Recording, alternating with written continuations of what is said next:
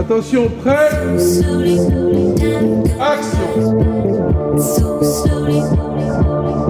C'est l'histoire d'une main blanche qui est retrouvée dans le sel intacte.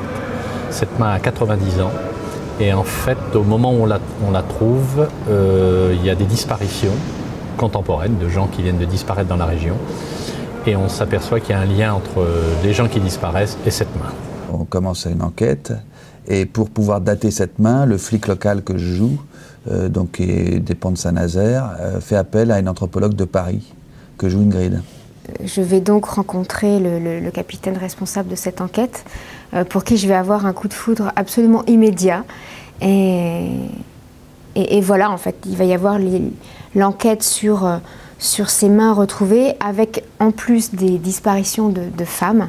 Et cette histoire d'amour naissante, sous-jacente en fait à l'histoire. Quand j'ai fait écrire ce sujet, ou quand j'ai eu l'idée de ce sujet, j'ai immédiatement pensé à eux. Je les avais trouvés formidables dans Dolmen et je trouvais dommage qu'on ne les retrouve pas. Enfin, on avait envie de les retrouver, moi-même et puis plein de gens autour de moi, à commencer par ma femme. On s'est vraiment retrouvés comme si on ne s'était pas quittés. Il y a une réelle complicité. Je crois qu'on a vécu vraiment énormément de choses sur Dolmen. Forcément, ça rapproche et c'est des souvenirs qui sont marquants. Donc voilà, en fait, ça s'est goupillé vraiment très très bien et dès le départ.